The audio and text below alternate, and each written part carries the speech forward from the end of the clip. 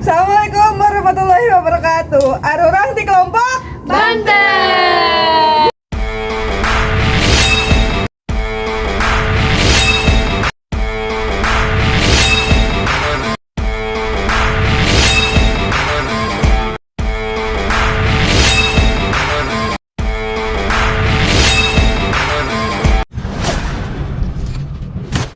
Nah, kiwari Aing akan menjelaskan asal-usul kerajaan Banten. Nah, jadi kerajaan Banten eta letaknya di ujung barat Pulau Jawa atau tepi ujung Selat Sunda. Nah, awal berdirinya kerajaan Banten ini karena adanya ekspansi wilayah dari kerajaan Demak. Jadi pada saat itu kerajaan Demak ingin memperluas wilayahnya. Akhirnya mereka menemukan salah satu wilayah yang dimiliki oleh kerajaan Hindu, yaitu kerajaan Pajajaran. Saat itu berpusat di Bogor. Nah, saat ekspansi wilayah ini yang dipimpin oleh Fatahillah, akhirnya kerajaan Banten ini jatuh ke tangan kerajaan Demak yang menjadikan kerajaan Banten Kadipaten Kerajaan Demak.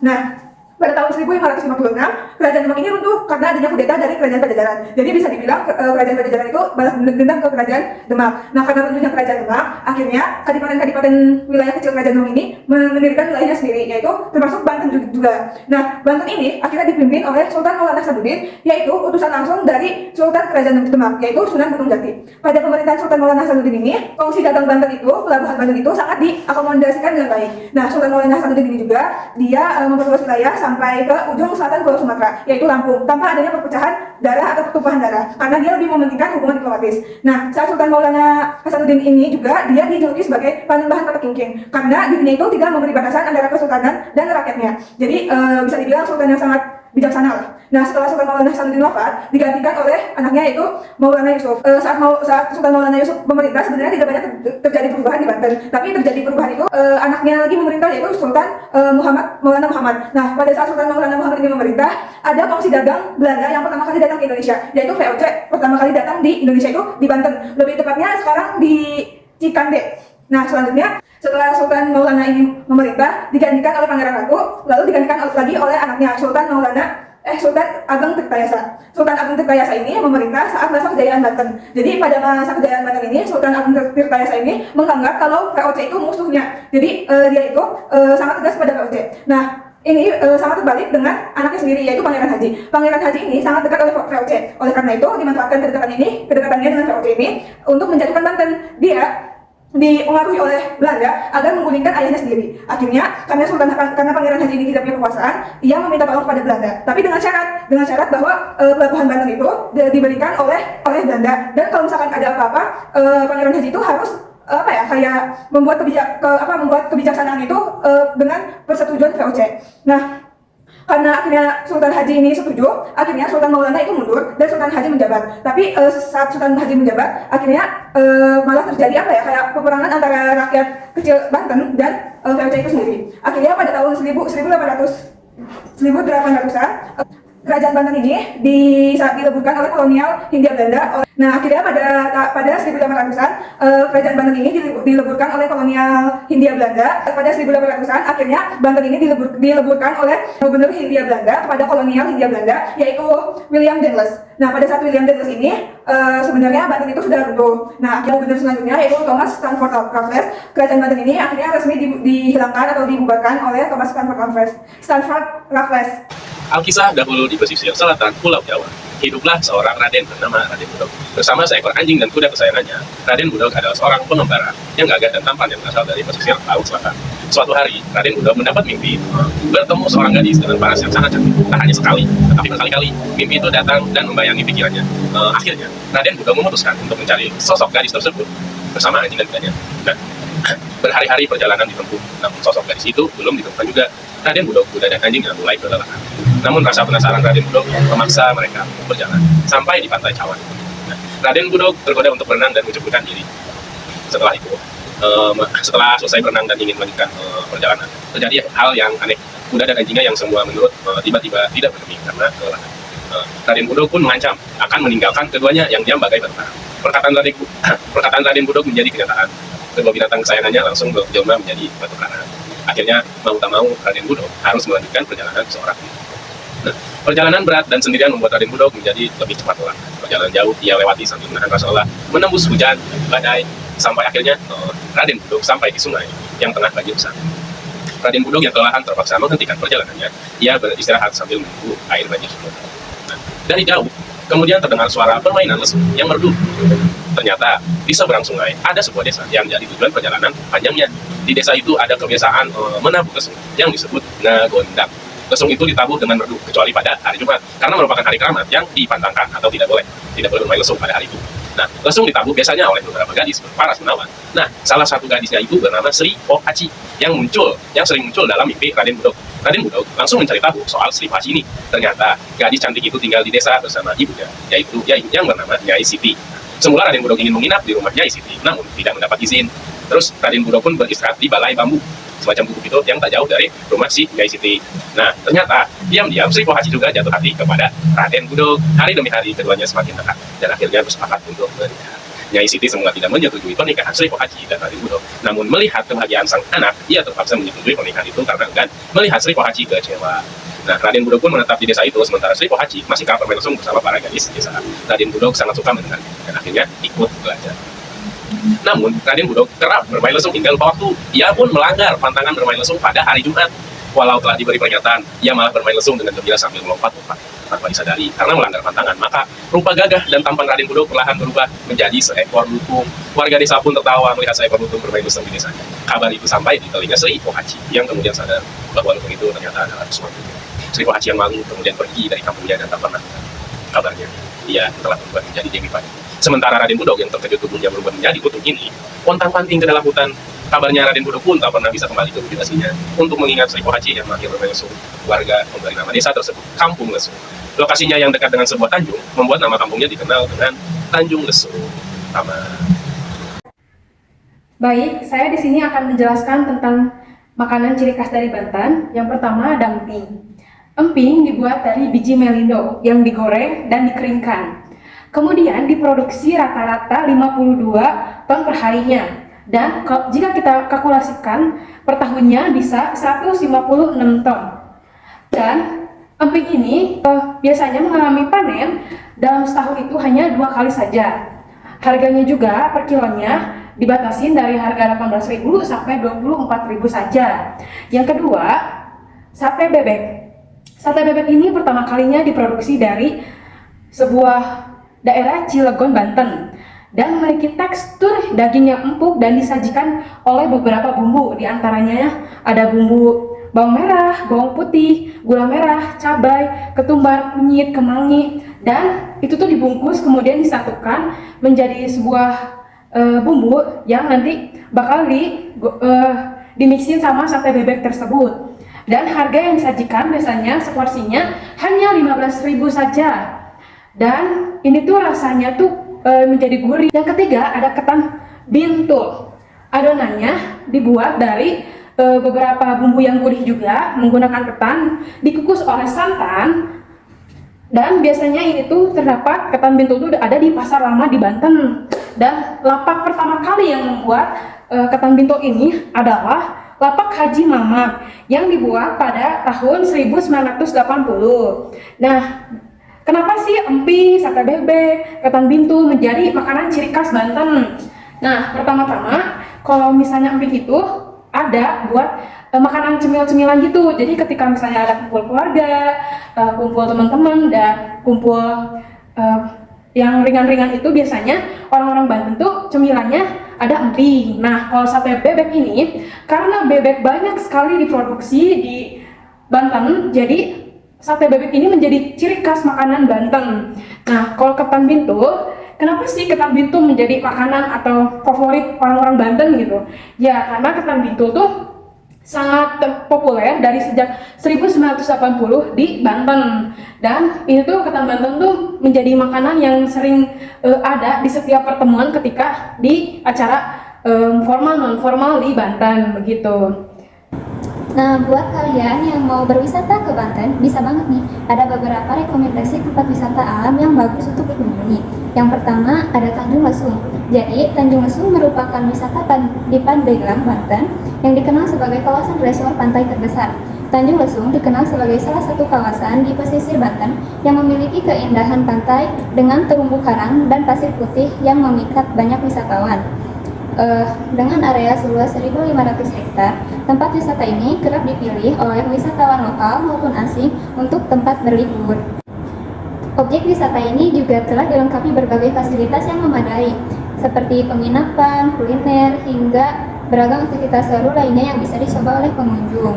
Yang kedua, ada Taman Nasional di Ujung Kulon, terletak di Provinsi Banten dan termasuk ke dalam wilayah Kecamatan Sumur dan Kecamatan Cimahu. Kalau kalian ke Taman Nasional ini, jangan lupa untuk berkunjung ke Semenanjung Ujung Kulon untuk menikmati padang rumput Cidaon yang menjadi tempat berkumpul para banteng, burung merak, ayam hutan, serta hewan yang paling ikonik di Banten yaitu badak Jawa yang sesekali menampakkan diri. Lalu tempat wisata yang ketiga adalah Kampung Baduy. Jadi Kampung Baduy ini adalah kampung wisata adat yang terletak di Desa Kaneker, Kecamatan Leuwi Damar, Kabupaten Lebak.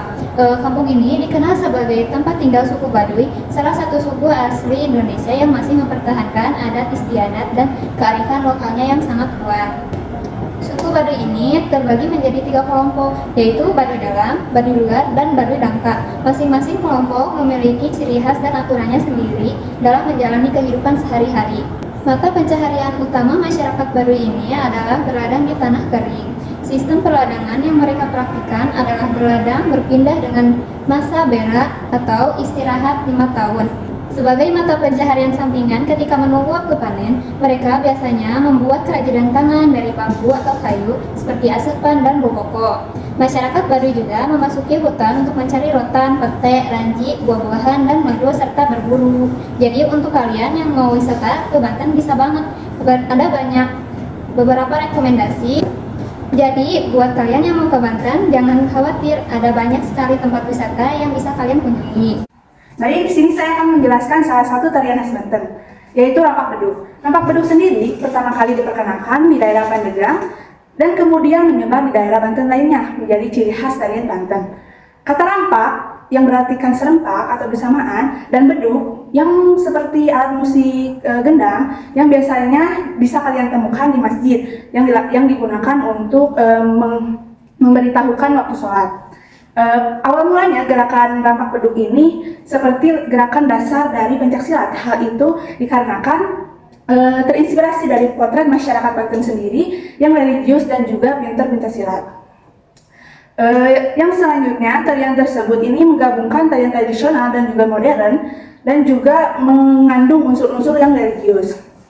Fungsi dari tarian Banten sendiri pertama kali yaitu berfungsi sebagai religius untuk acara Ramadan dan juga Idul Fitri. Tapi dengan seiringnya waktu, fungsi dari rampak bedug sendiri juga bisa sebagai hiburan, seperti di acara pernikahan, di hitanan maupun acara-acara sekolah.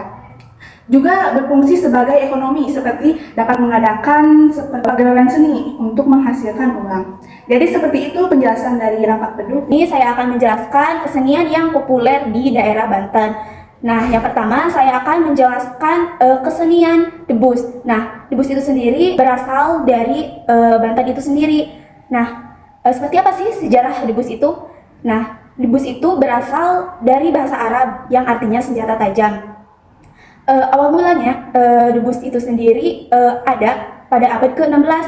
Nah, pada pemerintahan Sultan Maulana Hasanuddin. Nah, pada saat itu tuh debus itu tuh diadakan untuk penyebaran agama Islam. Nah, yang kemudian itu berubah nih pada masa pemerintahan Sultan Ageng Tirtayasa menjadi kayak untuk memperkokoh daerah yang ada di Banten untuk menjaga dari penjajahan Belanda. Nah, selanjutnya seperti apa sih debus itu? Nah, debus itu sendiri adalah sebuah atraksi nih, kayak kekebalan tubuh untuk menjaga diri dari berbagai senjata tajam nih, kayak gergaji, pisau, kayak gitu dan sejenisnya. Dan ada juga yang buat kayak bata-bata tuh. Nah, bata-bata itu tuh kayak dihantam gitu sama si yang bermain debusnya. Nah, kayak gitu. Nah, pada untuk debus ini tuh biasanya dipertunjukkan pada acara-acara resmi, kayak di daerah Banten itu sendiri ada yang menyebutkan nih yang konon katanya sunatan, pernikahan, khitanan, kayak acara-acara hari ulang tahun kayak gitu, hari ulang tahun kemerdekaan kayak gitu. Nah, bahkan kalau ada misal pertunjukan debus-debus itu sendiri tuh, misal ada penunggunya nih, biar si yang bermain debus itu tuh bisa jadi kuat gitu, bisa jadi tahan gitu terhadap si alat-alat kayak pisau, kayak gergaji kan. Kayak banyak dia kayak orang-orang yang mikirnya ih gak mungkin gitu kan, kayak pertunjukan debus itu tuh kayak bermain pisau gitu dimasukkan ke dalam mulut, terus kayak beling-beling dimakan kayak gitu. Kayak orang-orang di sana tuh beranggapan bahwa pertunjukannya itu tuh bisa disebut kalau di sana tuh menggunakan dekeng. Nah, dekeng itu sendiri kalau bisa disebutkan kayak jin-jin, roh-roh halus kayak gitu. Tapi sepengalaman saya sendiri, kalau misalkan waktu itu saya pernah mengikuti debus. Nah, saya juga pernah atraksi debus kayak gitu. Nah, tapi waktu itu tuh saya dengan menggunakan bata. Nah, bata tapi di atasnya dengan menggunakan api.